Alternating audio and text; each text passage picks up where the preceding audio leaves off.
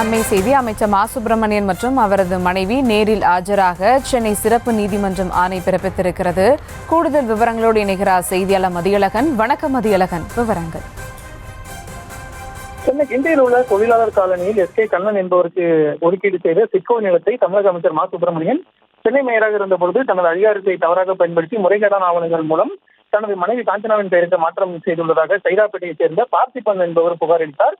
இந்த புகாரின் அடிப்படையில் மா சுப்பிரமணியன் மற்றும் அவரது மனைவி காஞ்சனா இருவர் மீது சிபிசிஐடி போலீசார் வழக்கு பதிவு செய்தனர். இந்த வழக்கில் கடந்த 2019 ஆண்டு குற்றப்பத்திரிகையும் தாக்கல் செய்யப்பட்டது. இந்த வழக்கானது எம்பி எம்எல்ஏக்கள் மீதான வழக்குகளை விசாரிக்கும் சிறப்பு நீதிமன்றத்தில் நிலுவையில் உள்ளது. தன் மீதான வழக்கை ரத்து செய்ய மா சுப்பிரமணியன் தாக்கல் செய்த மனுவை சென்னை உயர்நீதிமன்றம் கடந்த மாதம் தள்ளுபடி செய்து உத்தரவிட்டது.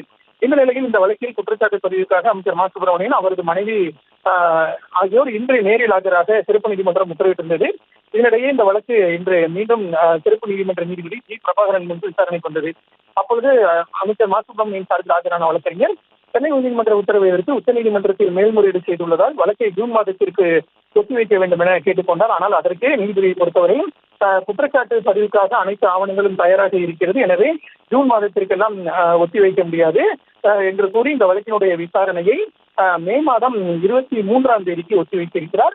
அன்றைய தினம் அதற்குள்ளாக உச்சநீதிமன்றத்தில் உயர்நீதிமன்ற உத்தரவிற்கு தடை பெற்று அந்த நகலை தாக்கல் செய்ய வேண்டும் எனவும், அப்படி தடை உத்தரவு எதுவும் தரவில்லை என்றாலோ வழக்கு விசாரணைக்கு உச்சநீதிமன்றத்தில் வரவில்லை என்றாலோ அன்றைய தினம், அதாவது மே 23 அமைச்சர் மாசு மற்றும் அவரது மனைவி நேரில் ஆஜராக வேண்டும் எனவும், அவர்கள் இருவரும் அன்றைய தினம் நேரில் ஆஜராகவில்லை என்றால் அன்றைய தினமே குற்றச்சாட்டு பதிவு செய்யப்படும் எனவும் நீதிபதி கண்டிப்புடன் தெரிவித்திருக்கிறார்.